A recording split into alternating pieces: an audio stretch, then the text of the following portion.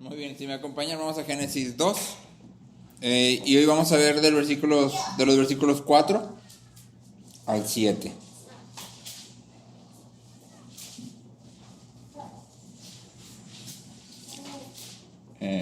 Leemos, dice versículo 4, capítulo 2. Estos son los orígenes de los cielos y de la tierra cuando fueron creados, el día en que el Señor Dios hizo la tierra y los cielos. Aún no había ningún arbusto del campo en la tierra, ni había aún brotado ninguna planta del campo, porque el Señor Dios no había enviado lluvia sobre la tierra, ni había hombre para labrar la tierra. Pero se levantaba de la tierra un vapor que regaba toda la superficie del suelo. Entonces el Señor Dios formó al hombre del polvo de la tierra y sopló en su nariz el aliento de vida, y fue el hombre un ser viviente. Entonces, hasta aquí ya terminamos los 7 días de la creación. No se sabe muy bien, hay algunas teorías, no se sabe muy bien por qué los escribas que dividieron la Biblia en capítulos decidieron dividir la secuencia de días de creación y separar el séptimo día, que si te fijas es donde nuestra Biblia, capítulo 2, séptimo día, como que no tiene mucha lógica. Sí hay algunas razones de por qué decidieron hacerlo así, pero a la luz de todo lo que leemos no tiene mucho sentido. En todo el primer capítulo, si tú lo consideras el versículo 3 del capítulo 2, en toda la primera sección, vimos a Dios presentado como creador de todo. ¿Sí? Él es el único Dios verdadero. Si te fijas, estuvimos revisando que Moisés escribe de manera que señala a varias cosmologías paganas y les hace ver a los israelitas que Dios es el único Dios verdadero, que una de aquellas cosas que los paganos consideraban como dioses o como seres superiores o poderosos, eran solamente creación de Dios. Esto incluye al sol, la luna, el mar, los monstruos marinos, ¿te acuerdas que menciona por ahí? ¿Sí? Esto presenta a Dios como el juez por derecho. Ahora, en este capítulo, en esta sección, donde debería empezar el capítulo 2, en el versículo 4, lo que nos encontramos es por primera vez con la expresión los orígenes. Estos son los orígenes, o estas son las generaciones, ¿sí? A lo largo de Génesis, tú y yo vamos a encontrar esta expresión 10 veces más.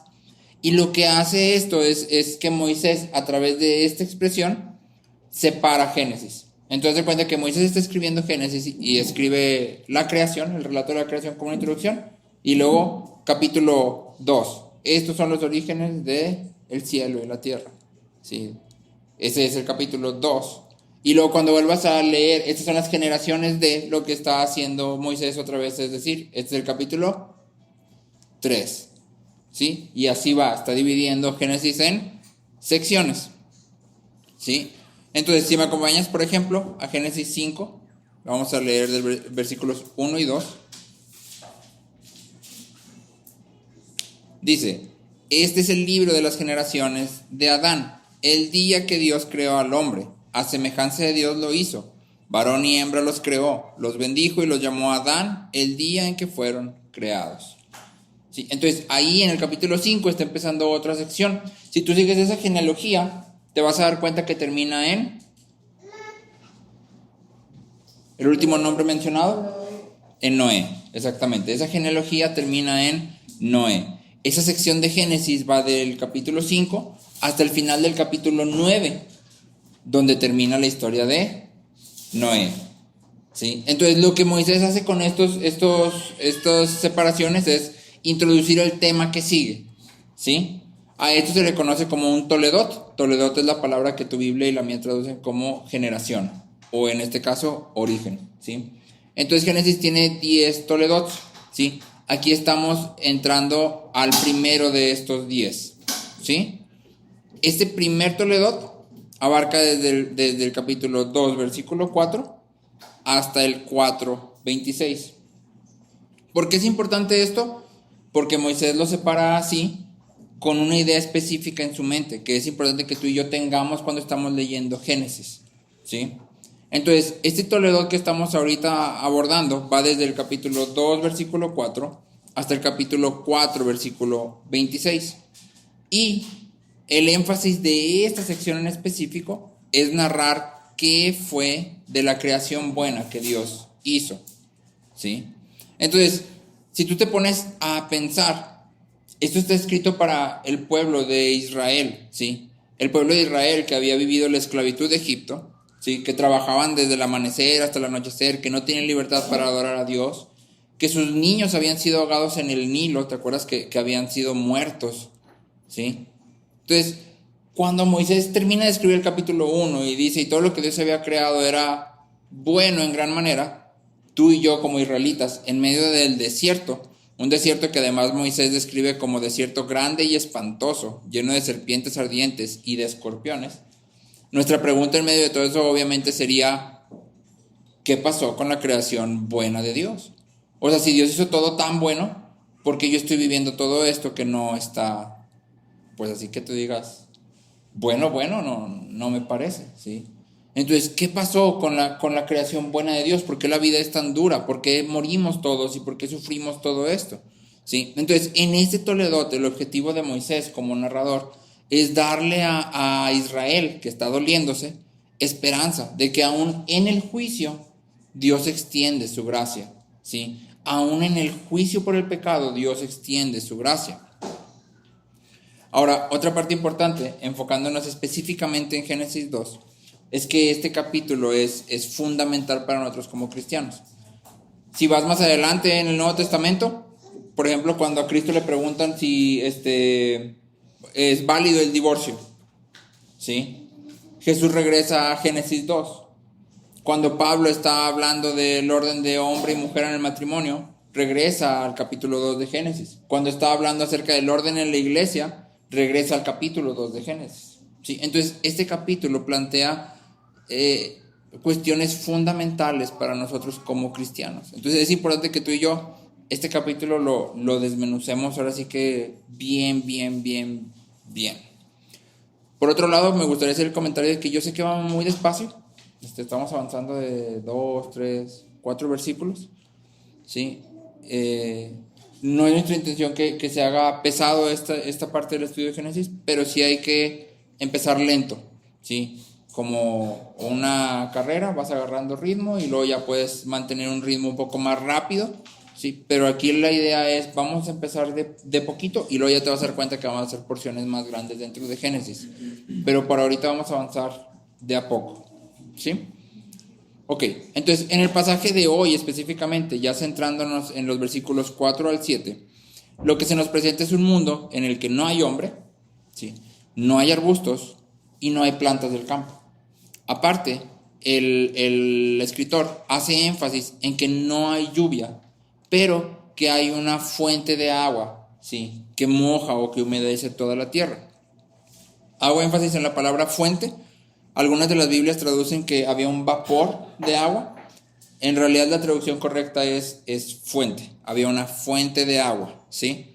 Y esto hace énfasis en que había algún tipo de río subterráneo o de corrientes subterráneas que recorrían la tierra y que hacían que la tierra estuviera verde, ¿sí? ¿Tiene sentido a la luz de todo el pasaje? Sí, no tendría vapor, no tendría tanto sustento, sería como algo ajeno, de hecho un concepto separado del pensamiento hebreo en este momento. Entonces lo correcto es traducirlo como fuente. Hay una corriente de agua subterránea y es lo que moja todo, ¿sí? Hace que todo sea verde, ¿ok? Ahora, si tú leíste con atención Génesis, que espero que sí, seguramente te saltaron algunas cuestiones aquí que cuando lo lees son así como que, aquí está pasando algo extraño, ¿no? Y estas cuestiones que saltan a la vista han sido utilizadas por muchas personas y de hecho por algunos cristianos, que no, pues ahora sí que, o se dicen cristianos, para decir que hay contradicciones entre Génesis 1 y Génesis 2. Y que entonces como estos dos recuentos se contradicen, pues la Biblia no es inerrante ni infalible. De hecho la Biblia no es confiable, si tú tienes que hacer como que algo, ¿sí? Y de esto hay mucho, tal vez no te has topado con ello, pero hay bastante, ¿sí? Entonces me gustaría que abordáramos dos que se encuentran en esta porción de 4 versículos, ¿sí? Lo primero, no sé si te diste cuenta, es que parece haber un orden de creación diferente, ¿sí? Porque dice que no había arbusto ni planta y que entonces Dios hizo al hombre, ¿sí? ¿Te acuerdas en qué día nacieron las plantas en el recuento de la creación? En el tercer día Dios hace las plantas. Y el hombre es creado en el día 6. Y aquí pareciera que fue al revés, ¿no? O sea, primero es el hombre y luego son las plantas, ¿sí? Entonces, ¿qué pasa aquí? ¿O cómo explicamos esto? Lo que está haciendo aquí Moisés no es contarte en diferente orden o confundirte, sino otra vez contrastar. ¿Te acuerdas cuál dijimos que era el propósito de este Toledot, de esta sección? Darle esperanza al pueblo de que aún en medio del juicio hay esperanza, si Dios está extendiendo su gracia. Entonces lo que Moisés hace es contrastar la vida antes del pecado con la vida después del pecado, ¿sí?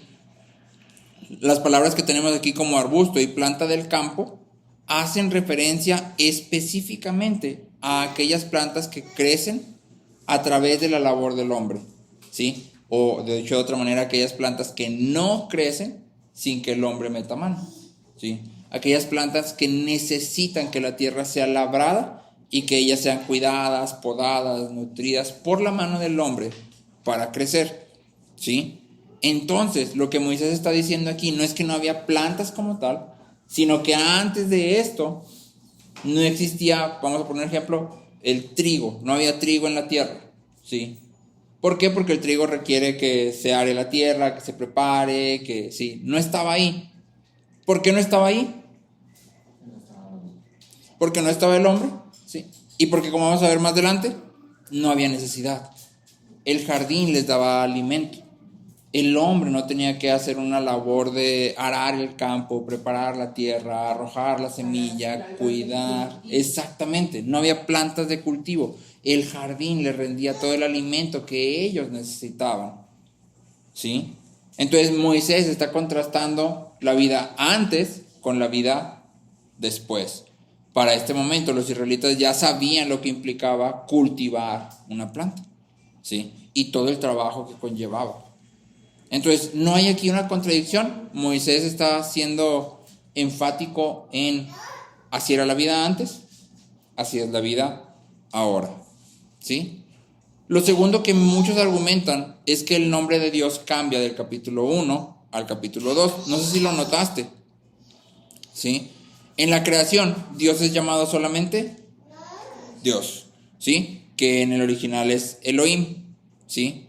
En esta sección, no sé si te fijaste, pero Dios empieza a ser llamado Señor Dios, el Señor Dios, ¿sí? En el original esto es Yahweh Elohim, ¿sí? Entonces, muchos dicen, no, es que si fuera un solo escritor, no cambiaría de nombre, porque eso es como ilógico, ¿por qué cambiar de nombre? Pero en realidad tiene un sentido claro. Elohim es apropiado para la imagen de Dios como creador, porque hace énfasis en su poder, en su deidad omnipotente, ¿sí? Mientras que Yahweh, si te acuerdas, está directamente asociado con la relación de Dios y su pueblo, ¿sí? Lo puedes ver, por ejemplo, en Génesis 15:7, donde Dios está hablando con Abraham y le dice, yo soy el Señor que te saqué de Ur de los Caldeos para darte esta tierra para que la poseas. La palabra que está ahí como Señor es Yahweh. Yo soy Yahweh que te saqué de Ur de los Caldeos. Y está haciendo un énfasis en la relación personal. Yo te saqué para darte esta tierra. Hay un énfasis en la relación personal. Más adelante, en Éxodo 3, versículos 14 y 15, dice, y dijo Dios a Moisés, yo soy el que soy. Y añadió, así dirás a los israelitas, yo soy, me ha enviado a ustedes.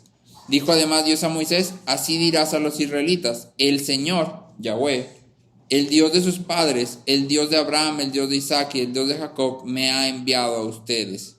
Este es mi nombre para siempre, y con él será memoria de mí de generación en generación.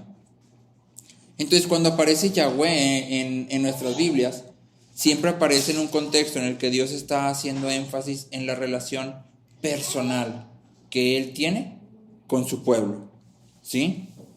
Entonces, cuando tú lees esto y ves que hay un cambio entre el capítulo 1 y el capítulo 2, de llamarlo Elohim a llamarlo Yahweh Elohim, tiene sentido, ¿no? Moisés está cerrando el enfoque. Atrás te contó cómo Dios hizo todo, absolutamente todo. Dios lo hizo todo. Ahora se va a enfocar en cómo Dios hizo al hombre Y como se va a enfocar en esto, entonces ahora cambia y utiliza el nombre Yahweh Elohim, que describe la relación personal de Dios con su pueblo. ¿Sí? La magnitud del pecado y la destrucción solo pueden entenderse completamente cuando se entienden el propósito y la naturaleza de la humanidad. Y es por eso que Moisés hace este cambio, ¿sí? Para mostrar esta relación personal y que entonces los israelitas dimensionen lo que el pecado nos ha quitado, ¿sí? Y que tú y yo también. Saber que Dios invirtió en la vida humana y lo que esperaba de ella es entender lo que hemos perdido en la caída. ¿Sí? Entonces, no hay ninguna contradicción entre el capítulo 1 y el capítulo 2. ¿Sí? Simplemente Moisés está haciendo énfasis. ¿Sí? Énfasis. Por eso cambio de nombre. Te estoy enseñando algo. Te estoy enseñando que Dios se está relacionando personalmente con la humanidad. ¿Sí? Exactamente, hay un cambio de énfasis. Como un buen maestro, no está enseñando una cosa y lo enseñas de una forma, y luego puedes pasar la misma historia, pero quieres enseñar otra con esa misma historia y lo cuentas de otra perspectiva, ¿sí? Entonces, Moisés está haciendo énfasis, ¿sí? Y es lo que vamos a ver en los versículos que siguen. En el versículo 7 dice: entonces el Señor Dios formó al hombre del polvo de la tierra y sopló en su nariz el aliento de vida, y fue el hombre un ser viviente, ¿sí? Entonces, en este escenario, en este mundo en el que no había todavía planta de cultivo, ¿sí? En el que no había lluvia, en el que no había hombre para labrar, Dios forma al hombre del polvo de la tierra. Ahora, la palabra aquí formar es interesante porque contiene la idea de creación por diseño, es decir, de cuando tú tienes algo en tu cabeza, sabes cómo quieres que se vea, y luego vas y lo empiezas a armar, ¿me explico? De manera que eso quede tal como tú lo imaginaste, lo viste, ¿sí? Entonces, el énfasis aquí está otra vez en el cuidado personal que Dios da a la creación de la humanidad. Y en específico, en este pedacito, en el énfasis o en el cuidado que Dios da al cuerpo humano, ¿sí? Porque aquí Dios está creando, si te fijas, cuerpo humano. Entonces el Señor formó al hombre del polvo de la tierra. ¿Sí? Primera etapa, si te fijas, está separada en dos. Luego sopla y luego es un ser viviente. Lo primero que está formando el polvo de la tierra es el cuerpo humano, ¿sí? Imagina eso, ¿sí? O sea, cuando estaba leyendo esto me acordaba mucho de Oseas. No sé si recuerdas por ahí cuando estuvimos estudiando Oseas, esta parte donde Dios dice que Él se inclinó para darles de comer al pueblo. Y como que me llevaba mucho a esta parte. ¿Por qué? Porque estamos viendo al Dios que ha sido presentado como el creador soberano de todas las cosas, ¿sí? Y luego aquí de repente se presentan a Dios como inclinándose al polvo y formando al hombre, ¿sí? Entonces, creo que es importante que tú y yo le demos que lo sopesemos, que lo dejes que se asiente. Dios pudo haber simplemente llamado el cuerpo a existencia. Sí, de hecho, si te das cuenta o si recuerdas, hombres y animales están hechos de donde mismo. ¿De dónde? Del polvo de la tierra. Sí, pero los animales, Dios dijo, produzca la tierra. Sí, y los animales salieron. Obviamente también conforme al diseño de Dios, Dios pensó en los animales, en cada uno, pero no estuvo, ¿cómo decirlo?, con sus manos activamente tomando y así como que, déjale hago su bracito, deja. Si alguien alguna vez ha hecho un monito de plastilina, sabes que está difícil, ¿sí? Y que tiene que tener un cuidado así como que estar formando y todo. Y digo, luego si piensas en nuestro cuerpo y cómo es una cosa, pues ahora sí que increíble, cómo funciona y maravillosa. O sea, el hecho de que Dios haya tenido ese cuidado así como minucioso, personal, de formarnos, ya dice algo en sí mismo, ¿no? Entonces, nuestro cuerpo no es irrelevante para Dios, ¿sí?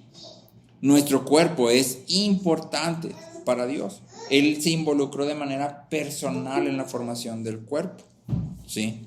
Y por lo tanto, debería ser importante para nosotros también. Primera de Corintios 6:13 dice: el cuerpo no es para la fornicación, sino para el Señor, y el Señor para el cuerpo, ¿sí? Entonces, ¿qué implica que mi cuerpo es para Dios y que Dios es para mi cuerpo? ¿Acaso no es lo importante los sentimientos, mis motivaciones, mis sueños, mis deseos? ¿Sí? No es importante lo espiritual, porque luego somos muy de, no, es que lo espiritual, busca lo espiritual, la oración, lee la Biblia y esas cosas así como muy cristianas. ¿Sí? Pero en realidad aquí Dios nos enseña que no, eso no es lo único importante. Lo que hago y no hago con mi cuerpo importa, ¿sí? Importa porque Dios tuvo cuidado de formarlo personalmente. E importa porque mi cuerpo es para el Señor y el Señor es un Señor para mi cuerpo, es Dios para mi cuerpo, ¿sí? Entonces, creo que aquí, como haciendo una pausa muy práctica, 5 cosas que tú y yo debemos de mínimo hacer con nuestro cuerpo. Come saludable, come frutas y verduras. Somos muy dados no, es que eso no me gusta, es que eso sabe feo, o yo que estoy aquí con Francis se lo pasa diciéndome, no, es que fulanito que no come lechuga, no come espinaca, no come, que no le gusta, sí. Y somos muy dados a eso, es que eso no me gusta, esto no, esto no, esto no. Pero no consideramos que no es mi cuerpo. Mi cuerpo es para el Señor, ¿sí? Y el Señor es para el cuerpo. Entonces, yo no tengo la libertad de, no, es que no me gusta eso, y ya, o sea, sí va, lo que sí me gusta es el pan, las conchitas de chocolate, la coca, y sí. Entonces, come saludable, haz ejercicio, a nadie le gusta el ejercicio, bueno, a casi nadie, pero no se trata de que nos guste, ¿sí? Duerme bien, y por duerme bien me refiero a duerme a tus horas, no nomás duerme 12 horas al día, sino duerme a tus horas. Tu cuerpo tiene un funcionamiento específico. Si debes de dormir a tus horas y hacerlo bien, sé disciplinado, y por eso me refiero a cuida tu cuerpo, sé ordenado, ten una estructura en tu día, ten una rutina diaria con horarios específicos y claros. Y por último, todo lo que no hayas hecho antes, que haya causado en tu cuerpo malestares, atiéndelo. No es tuyo. Y aquí sí me gustaría, imagínate, ¿no? A Dios haciendo así como a Adán, bonito, hermoso, así acá. Sí. Y minucioso, ¿no? Le voy a poner así, y el cabellito así, y así. Y a la vuelta de 2 años, está el Adán gordo, canoso, diabético, con los dientes picados por caries, ¿sí? Todo ojeroso, todo. ¿Qué diría de Adán respecto a Dios? No es su cuerpo. ¿Qué dice de él respecto a Dios? Que no se está tomando en serio lo que Dios hizo. No se está tomando en serio al Dios que lo formó, ¿sí? Y justo lo mismo dice de ti y de mí. Nuestro cuerpo ha sido formado por Dios y es importante para Dios. Entonces, cómo yo trato mi cuerpo habla también de cómo yo pienso o lo que yo pienso de Dios, ¿sí? Entonces, otra vez, esto es como muy práctico. Cuida tu cuerpo. Aunque cueste, no es mi cuerpo, ¿sí? El cuerpo es para el Señor. ¿Qué cuerpo le vas a entregar al Señor? ¿Sí? Ok, seguimos. Ahora, nota también que todos los hombres estamos hechos, como ya dijimos, exactamente de la misma materia prima, es decir, polvo, tierra, ¿sí? No estamos hechos de oro, que Dios pudo habernos hecho de oro. No sé si recuerdas que adelantito en Génesis, cuando describe los ríos y todo esto, describe piedras preciosas y describe oro y describe. Dios pudo haber dicho, déjame pulverizo estas piedras preciosas y de aquí hago al hombre. Y no, decidió agarrar polvo, el material más común sobre toda la faz de la tierra. Polvo, ¿sí?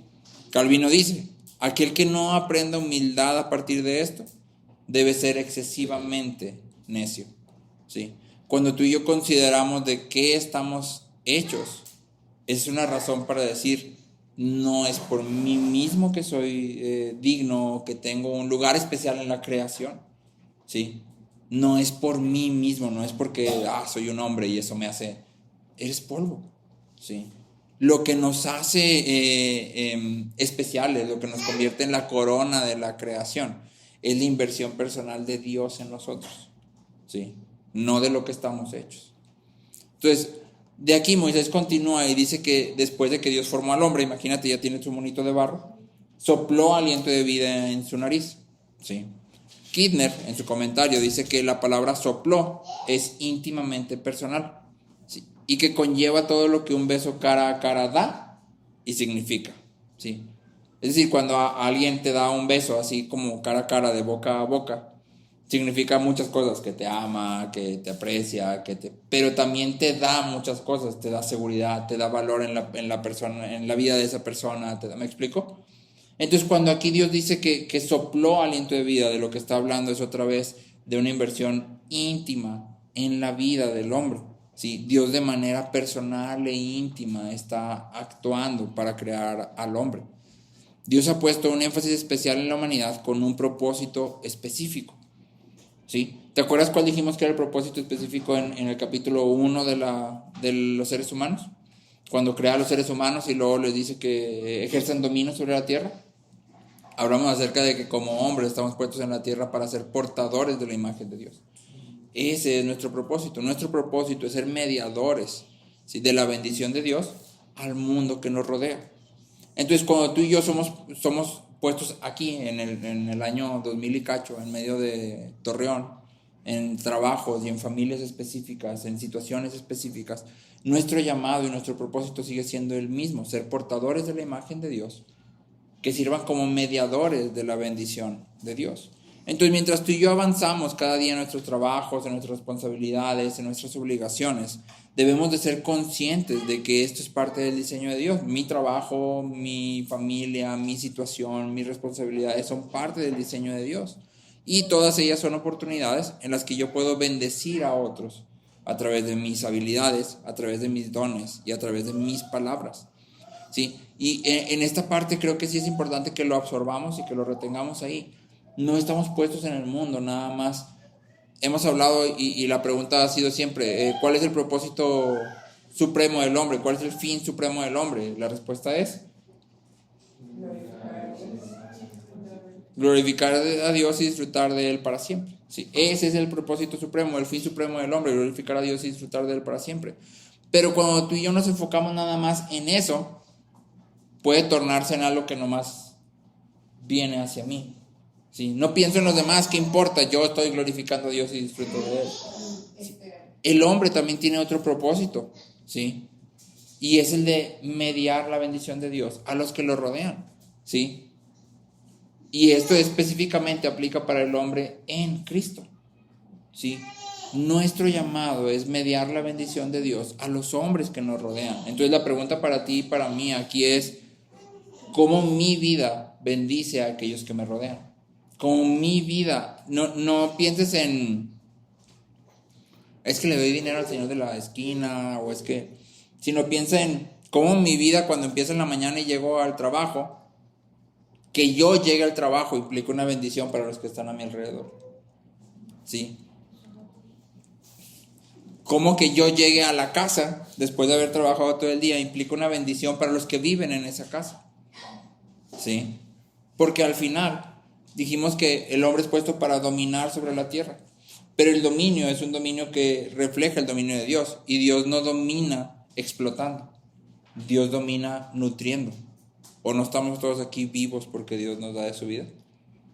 Sí. Entonces, de esa misma manera, tú y yo, a donde lleguemos, debemos de mediar esa bendición a través de nuestras habilidades, nuestros dones, nuestras palabras, nuestras actitudes, ¿sí?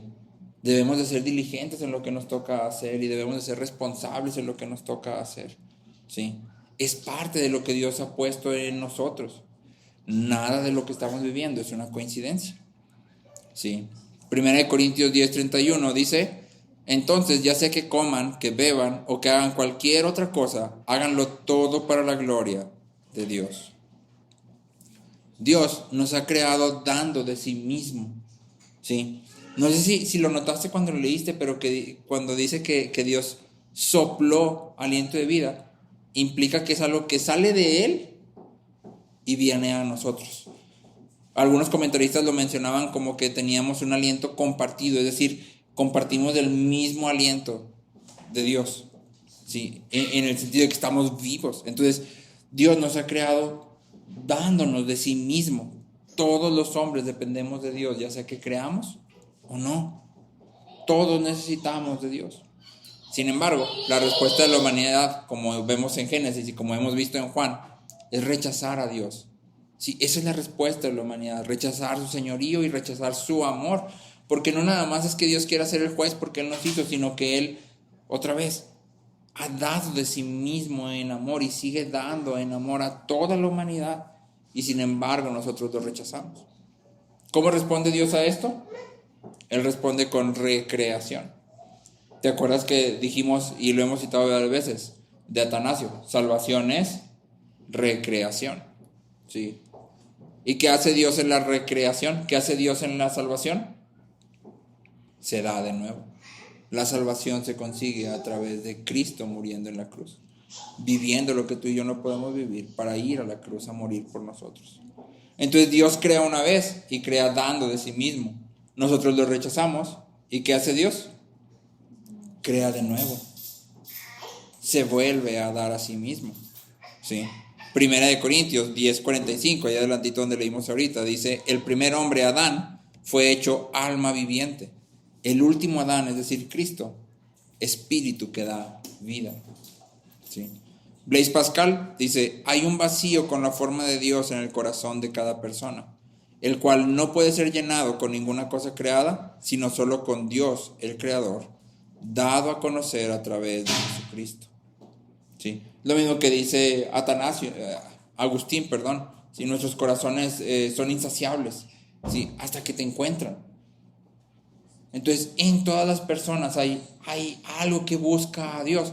Es lo mismo que dice C.S. Lewis: si nada en este mundo me puede llenar, quiere decir que lo que estoy buscando no es de este mundo. ¿Sí? Entonces, Dios se ha invertido en nosotros de tal manera que todos tenemos necesidad de Dios, aunque no lo reconozcamos. Vivir como si no necesitáramos a Dios, o lo que Él nos da, es ir en contra de nuestro diseño, totalmente, desde el inicio.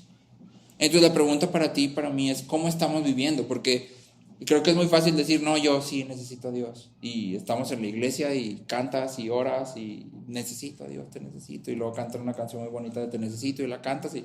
Pero luego empieza el lunes, martes, miércoles, jueves. Y en realidad en el día a día no hay un reconocimiento de mi necesidad de Dios. ¿Sí? Apocalipsis 3:17 es un llamado de atención de Dios hacia la iglesia de la Odisea. Y son palabras muy duras, pero creo que muchas veces aplican a ti y a mí. Y dice: porque dices, soy rico, me he enriquecido y de nada tengo necesidad. No sabes que eres un miserable y digno de lástima, y pobre, ciego y desnudo. Y muchas veces tú y yo somos esta misma iglesia, que decimos o pensamos: soy rico, me he enriquecido y de nada tengo necesidad. Y tal vez no lo decimos porque creo que nadie sería tan abiertamente soberbio para decirlo, pero con nuestras actitudes muchas veces lo hacemos. ¿Sí? Cuando empezamos a abordar la vida y las decisiones diarias sin considerar lo que la palabra dice, cuando no pasamos tiempo en la palabra para empezar, para saber lo que Dios dice, ¿sí? Cuando no pasamos tiempo en oración, y no me refiero nada más a tiempo a solas, que deberías de hacerlo, sí, pero también en tu día, durante todo el día, en estar orando y reconociendo que necesito y dependo de Dios para todo, ¿sí? Cuando no tomo a la iglesia como una prioridad, al cabo que yo sé, yo puedo, yo ya, ¿sí? No necesito que nadie me enseñe, no necesito aprender a nadie, no necesito preguntarle a nadie, yo todas me las sé. ¿Qué estás diciendo activamente con tu actitud? Lo mismo que la iglesia de la Odisea. Soy rico, me he enriquecido y de nada tengo necesidad. Sí. Y la respuesta de Dios aquí, o de Cristo, es bastante dura, porque dice: no sabes que eres un miserable y digno de lástima, y pobre, ciego y desnudo. ¿Sí? Ahora, no tomes esto como que Cristo lo está apaleando, ¿verdad? Y lo está moliendo a golpes. No, pero lo que está diciendo es: me necesitas. O sea, por ti mismo, separado de mí, no pueda hacer nada. De hecho, el versículo que sigue, Cristo les da un consejo, les dice, te aconsejo que compres de mí oro, ¿sí? Y vestimenta, y o sea, no les está moliendo a golpes, sino les está diciendo, vuélvete, regrésate, ¿sí? Me necesitas. Y muchas veces esta llamada de atención también aplica para ti y para mí, porque activamente nuestro día a día, creemos que somos ricos. Entonces la pregunta es, ¿cómo estoy viviendo? Mi vida en el día a día, ¿reconoce la necesidad que tengo de Dios? ¿O nomás miércoles, viernes, domingos y alguna que otra reunión especial? O situación especial, porque los somos muy dados a...